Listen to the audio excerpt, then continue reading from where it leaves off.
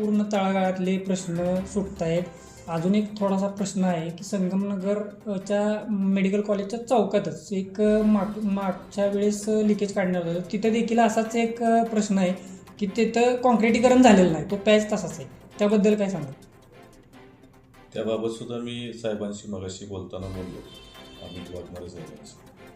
ते जर MJPच्या कर्मचाऱ्यांनी खोदाई करून तिथली जर गळती काढली असेल तर ते कामसुद्धा MJPच्या अधिकाऱ्यांकडून तिथं त्या कॉन्क्रीटचं काम करण्यात येईल असं मला अधिकाऱ्यांनी सांगितलं. खरं तर तुम्ही तसं बघायला गेलं तर बघा, आमदार महेंद्र शिंदे आणि वनवासोडी गटाचं ज्यावेळेस मी नेतृत्व करत होतो, या गटामध्ये अत्यंत चांगल्या पद्धतीने काम केल्यामुळंच ग्रामपंचायतीची एक हाती सत्ता महेशदादा शिंदे यांच्या ताब्यात आलेली आहे. आणि जेव्हापासून ग्रामपंचायतीची सत्ता एक हाती महेशदादांच्या हातात आली तेव्हापासून कोट्यावधी रुपयाचा निधी या खेड ग्रामपंचायतीला आपण या ठिकाणी महेशदादांच्या माध्यमातून देण्यास सफल झालो.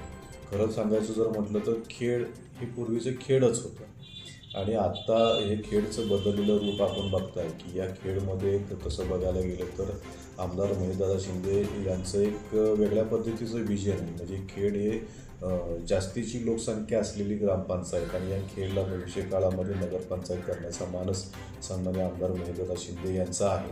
आणि नगरपंचायत केल्यानंतरनं या ठिकाणी या एकूणच नगरपंचायतीचा महसूल आणि शासनाकडून त्याला येणारा निधी हा अनलिमिटेड असतो आणि ह्या निधीच्या माध्यमातून खेड आणखीन सुजलाम सुफलाम होईल अशा पद्धतीने या ठिकाणी खेडच्या गोष्टी सांगायचं म्हणजे सांगू शकतो.